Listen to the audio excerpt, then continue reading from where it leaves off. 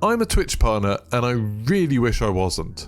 I'm Geeky Pastimes and some of you might know that I've been a Twitch partner for a year. In this video I want to try and explain why that was a terrible mistake that I made, why I really wish that I could leave the Twitch partnership program, and why I think it's a bad thing for literally everybody. I don't think there's anyone whose situation warrants making them a really good fit for a Twitch partner. Stay as an affiliate, it's absolutely fine. Now this video isn't saying that Twitch is bad as a platform necessarily, although I don't think it's great, but this is more about the partnership program. And as someone who's been a partner for a year, I feel like I've got a decent sort of amount of experience in it. I kind of know what I'm talking about. Whenever I talk about partnership online, I see lots and lots of people commenting and giving me advice and stuff like that. People who haven't been Twitch partners before, people who have just read on different websites what it's about and what it's like. But in this video, I kind of want to show you what it's really like to be a Twitch partner. So just to wind back a little bit, I started streaming really in 2020 in about March. That's when I started taking it a bit more seriously, started streaming regularly, as in streaming every week or so, and then eventually streaming nearly every day.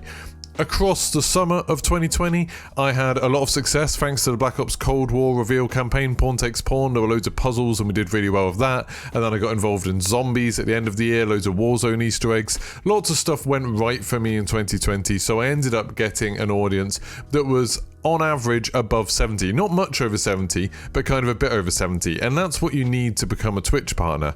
Now, I'd already become a Twitch affiliate. That was super easy for me, like, because of the success that I'd had. For that, you only need to have like an average of 3 viewers and to have streamed for so many hours. That was quite simple to get quite quickly, but Twitch partner was much harder because you needed to have an average of over 70 viewers for, I think, and you had to stream on a certain number of days across a month and keep that average of 70 viewers. And then you had to apply and sort of write an application, and then it would actually be checked by a human rather than being an automated thing like being a Twitch affiliate. And I was really wrapped up in it. I was really excited about it. I thought it was like a big accomplishment. I saw it as like my next step in streaming. I had dabbled with streaming on YouTube and Facebook, but back then I'd seen like problems with both those platforms. YouTube, it was a little bit messy, like constantly having to come up with thumbnails for every single stream, and I didn't think it was very easy if you wanted to switch games in the middle of a stream. I still don't think that that's like a brilliant system because your thumbnail needs to be able to change and stuff like that. And Facebook I just didn't really like very much. So Twitch seemed like the right fit for me. So I worked really hard trying to make sure that I was streaming when I thought I could get people on, trying to encourage people to come to the streams, holding on to people. If ever I thought like, oh, okay, this is a game that maybe people aren't going to watch so much, I didn't bother playing it. If I was doing something and the stream started losing viewers, you know, maybe I was doing something looking for an Easter egg and it was getting kind of boring, I'd just end the stream a bit earlier. Just trying to sort of do everything I could to keep that average view count high. And it was a long process. Like I applied for Twitch partnership once and got rejected after weeks and weeks and weeks of waiting. They say, oh, it'll probably take a couple of weeks, but I think it took like 9 weeks or something the first time I applied, and I got rejected.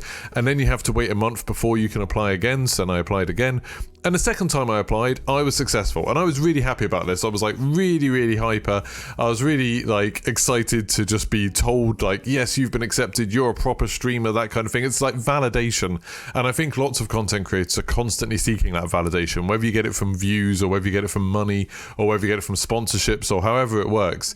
You want someone to tell you you've made it, that you're on the right track, and becoming a Twitch partner felt like that, to the point where I didn't really look at the contract anywhere near as closely as I should have, and I didn't really analyze the benefits they were suggesting I'd get. There were some things that I really, really wanted from the Twitch partnership, the video transcoding, which I'll talk a little bit more about later, because that had been a big problem for me, and I thought that it was going to be something that if I was a Twitch partner, people would take me more seriously, brands would take me more seriously, stuff like that, and I thought that like this would be a really, really good stepping stone, and I thought I was probably going to stick with Twitch, so I thought 2 years, that's not a big deal. Then I became partner, and I almost instantly realised that it wasn't that great. The first thing that was a problem for me was I'd read some things about being a Twitch partner that were a little bit outdated, and they were saying, oh yeah, when you become a Twitch partner, you'll get a partnerships manager, so you'll get someone at Twitch who you can talk to, who will give you advice and be there to answer questions about the platform and maybe help you with promotions, stuff like that.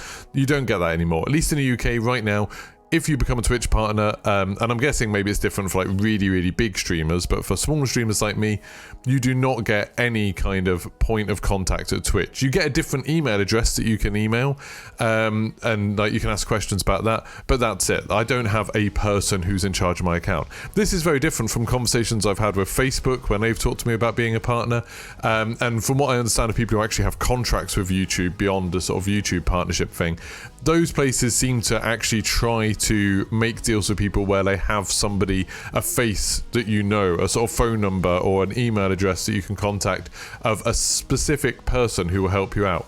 Twitch didn't do any of that. It was very much anonymous. Like as soon as I became a Twitch partner, didn't hear anything. I started getting an extra email where it's just advertising new Twitch features, which are normally designed just to get more money out of your viewers for Twitch, not even for you.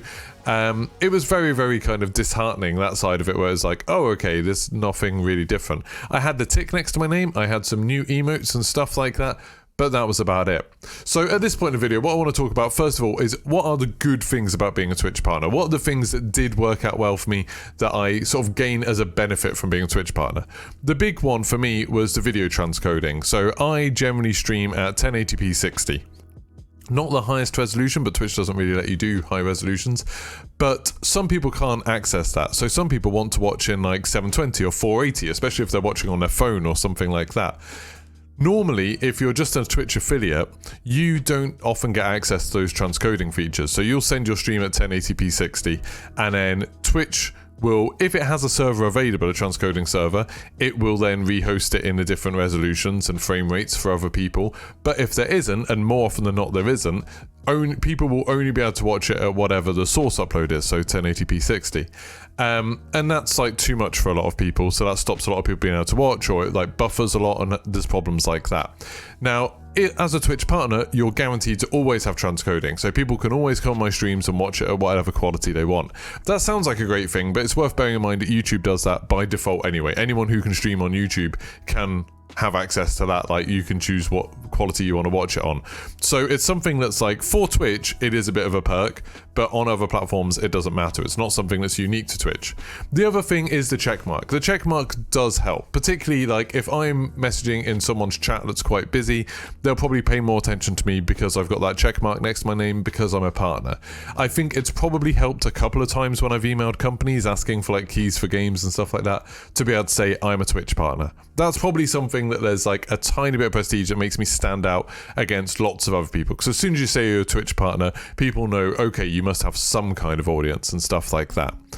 That's pretty much where the benefits end. Like, there's lots of other promised benefits, but those are the benefits I've actually experienced, I've actually had a good time with. Let's get on to the negatives then. What are the bad things about being a Twitch partner? First of all, the constant lies. Like, there's lots of things that they said, when you become a Twitch partner, this is what you're going to get. And one of those things was opportunities. They said that there's going to be special partner exclusive opportunities. So maybe events, maybe things that they're going to do for like promotions, stuff like that, where they're going to be able to say to you, like, you're a Twitch partner, so you're going to be able to get involved in this. In the 1 year that I've been a Twitch partner, and I know COVID's been going on and stuff, so I didn't expect in-person events or anything, but in the whole year that I've been a Twitch partner, I've had one opportunity presented to me, and that was the Twitch UK Subathon. The first time they were going to do this special thing just for Twitch UK partners. They said only 100 partners could sign up for it, and what it was from September 15th to 30th, based on how many subs you could get, so gifted subs or repeat subscriptions or whatever, from the 15th to the 30th of September, you would get reward tiers. And it was a bit of a weird thing. I thought it was a weird thing from the beginning. It was like, if you get 150, you'd get like a water bottle and like a £15 Amazon voucher or something. It was very strange. And then like it went up, so like you would have got a ring light at sort of 250, I think, something like that. And then it went up until if you got 1,000 subs, you get a Nintendo Switch. So I was thinking, okay, that'd be cool. I could do that as a giveaway, stuff like that. I thought it would be a fun thing to do. I'd never done a subathon before, I'd never done like a marathon stream. I thought I'll give it a go. So I signed up for it, and they accepted me. They sent me an email saying like, yep, you've been accepted for this, and they showed me what you have to do, and they were just like, okay, any subs you get from the 15th to 30th of September will count. Go out there, do whatever you can to promote it. You get all the subs you can, and then at the end of the event, we'll tell you how many subs you've got and sort out your rewards. So I spent time sort of like pushing this with people who are watching me, trying to encourage them to sub more, which is always a touchy thing about, encouraging people to spend more money. I did a subathon, I did like a marathon stream, which I'd never done before, all of this stuff, and I was doing it all in the terms of like, this is part of the UK subathon. I thought it was really weird that I didn't see the Twitch social media channels really talk about this at all. They didn't post anything about it, they didn't tweet about it. I was constantly tagging them in tweets and using the hashtag ZZ. No one else was talking about it. No one else from Twitch would help promote it. I didn't get like a single retweet or a like from the Twitch UK account. Nothing like that at all. No one from Twitch came into the streams or anything. Like, no contact whatsoever. But I did it anyway. I got to the end of it. I think I got like 400 and something subs. So I should have been in like second tier of rewards. Then the last day of it came and went, 30th of September. Didn't hear anything. Thought I'd leave it for a while. It's now the 1st of November today when I'm recording this, so over a month since that ended, haven't heard a word from them about it. There's been no mention, no emails, nothing on my dashboard or anything like that. As far as I can tell, they just completely gave up on the idea. They just forgot about it, basically. So they encouraged me to try and sort of like sell this idea of get people giving me more subs, people gifting subs, buying more subs, all stuff like that, to try and get rewards. And I was saying like, okay, I'll be able to do a giveaway with some of the stuff that I'm getting as a reward. And Twitch just ghosted me. Twitch just completely ignored it. So that's the one opportunity that I've had in a whole year of being a Twitch partner, and that was a lie. That was like made up. They said that they were going to do all these rewards, and they didn't follow through with it at all. And that's really disappointing. And I've emailed them about it, and they just haven't replied to it. And that brings me on to my second one. One of the other benefits they talk about you being promised to get as a Twitch partner is that you're going to get like special partner support, where you're going to definitely get a response in 1 to 2 days. The last email that I sent Twitch asking about something that I needed help with was on the 6th of October, and we'll talk about the 6th of October in a bit. But I asked on the 6th of October something, they still haven't replied to me about that. Occasionally they've emailed me to say, oh, this is going to take a while, we haven't got an answer for you yet. So that was 6th of October, again it's the 1st of November now, so nearly a month and they haven't got back to me. And that's really disappointing. I've emailed about this subathon thing a couple of times, they haven't replied to me about that either. So this sort of contact email address, all they do is occasionally, if it's a really simple question, they'll give you a copy and paste response that I imagine they would send to anybody. There isn't like a dedicated team working on it to help people. Or if there is, there's too many partners and they're not paying attention to it. So that is also a lie. Like, that's not a real benefit. The other big thing that I see as a big negative, especially over the last month of Twitch, is the big data breach they had. Now, this is something that I don't think necessarily, okay, the company had a data breach, that means everything they do is terrible. But on the 6th of October, people hacked into the Twitch servers somehow, I don't know the ins and outs of it, but they got access to loads of data, including apparently the entire source code to the website and how it works, as well as loads of private information about streamers. Now, Twitch didn't say anything to us about this. We didn't get an email about this. We didn't get anything about it. I saw this on Twitter. I saw random people on Twitter saying, oh look, loads of people have uploaded tons of stuff to 4chan, including people's earnings and things like that, just to the public because they hacked Twitch. This went on for hours. I think it went on for about a day before Twitch even said anything on their social media channels. The only thing I ever heard directly from Twitch was they sent me an email saying, oh, by the way, you should probably change your stream keys. We've done that for you. We've reset your stream key just in case. Out of an overabundance of caution, they said. That's it. They never said what they found out. They never said what was taken from them. They never said an apology or anything like that. Nothing. Not even to partners. They just kind of ignored it. Now, the fact that I found out about this on social media was kind of annoying. And even more worrying was the fact that apparently Twitch knew about this before. I've seen reports saying that people who worked at Twitch have said that they knew about this a few days before it all went public, but they didn't say anything until hours after all of the data was made public to anyone. Now, that's not great. That's not a great way to handle my data. Now, when I have a contract with them, a contract that they won't let me out of, because I realized some of these terrible things about Twitch like 2 months into my contract, and I started emailing them saying, can you release me from the contract? Like, my viewership had dropped off anyway, because like after Porn Takes Porn and Zombies stuff had happened, my viewership was going down on Twitch. Like, I was ending up, like, some of my streams now I often have like 20 to 30 people instead of 70. So I was like, I'm not like what you consider to be like partnership material anyway. I'm not making you tons of money. Please let me out of my contract. I know there's other people who have been let out of their contracts. That's the one time they do email me back if I email them asking about that, and they just say, no, absolutely not. Your contract's up for renewal November 2022, so you've got another year now. That's when you can leave, but not until then. You've signed a contract. Tough. So that's the only contact I have from Twitch, is them reminding me you're stuck in a contract. And remember, like, when you're streaming for Twitch, 50% of every sub goes to Twitch. Like 50% of that money goes to Twitch. If it's like a tier 3 sub, they get 30%, I think, but bear in mind that's a lot more money. They're taking loads and loads of money. Advertising revenue, like streamers basically get none of that. Like you get such a small amount of advertising revenue, they're getting loads of it. So they're making lots of money off my content. Well, not lots, but they're making some. They're making as much or more than I do out of it. And so from their point of view, they just want to keep me in that contract. Like, it's in their interest to keep me on the contract because they know that if I leave it, I'll want to go stream elsewhere, which you're not allowed, because as a Twitch partner, you are not allowed to go stream on other platforms. I always hear people saying, when I bring this up on Twitter or something, people always say, oh no, you can. It's just that like any content on Twitch has to be on Twitch for 24 hours before it can be anywhere else. That's not true for partners. That's the affiliate deal. So the affiliate deal is anything you stream on Twitch has to be only on Twitch for 24 hours. You're not allowed to re-upload it to YouTube or Facebook within that 24 hours.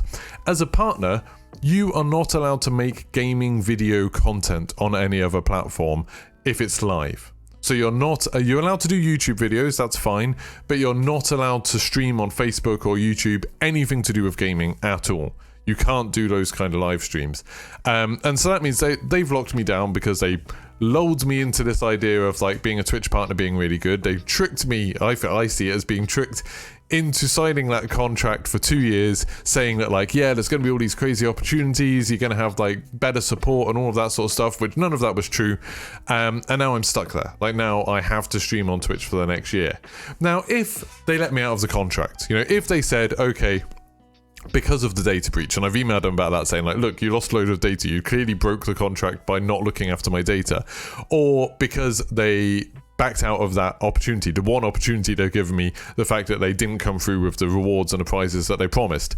If one of those things they finally agreed and said, we're going to end your partnership, you're not going to be a partner anymore, then I'm not even saying I would definitely immediately jump ship to YouTube, or I'd immediately jump ship to Facebook. I'm not going to jump ship to Facebook, definitely. But I would be able to have the choice. I'd be able to experiment. I'd be able to try some streams on YouTube. I'd be able to try things out on different platforms and see where it goes. But at the moment, I can't do that until they let me out. If people are watching this and thinking like, but I want to stream on Twitch, Twitch is a good place because there's lots of people who watch streams on Twitch. Like that is the platform people think of when they think of streaming.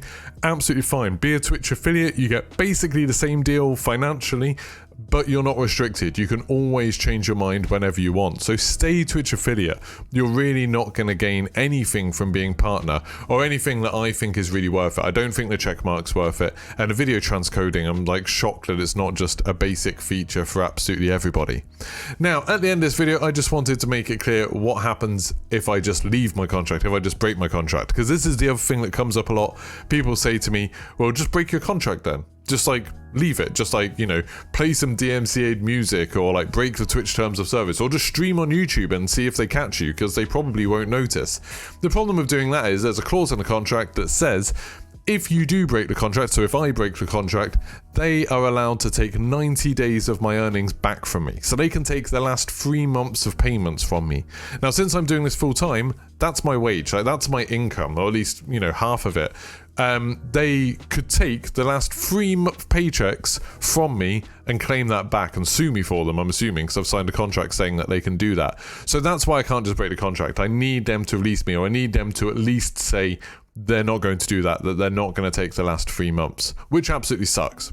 So if anyone has any questions about being a Twitch partner or any questions about anything I've talked about in this video, please leave it in the comments below and I'll try to answer as many of them as I can. Like and subscribe if you like this video, if you like these kind of ranty videos, because I know they're a bit different from my gaming content, and I'll keep you updated on my socials. So on, you know, twitter.com/Geeky Pastimes, what happens with me trying to leave this. I'm hoping before next November I'll be able to stop being a Twitch partner, but we'll see, I guess. So thank you very much for watching, and goodbye.